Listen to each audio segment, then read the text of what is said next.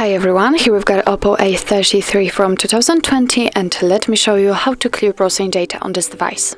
So actually all you have to do is simply open your browser. In my case it will be Google Chrome, and now let's tap on the three dots icon in the right upper corner.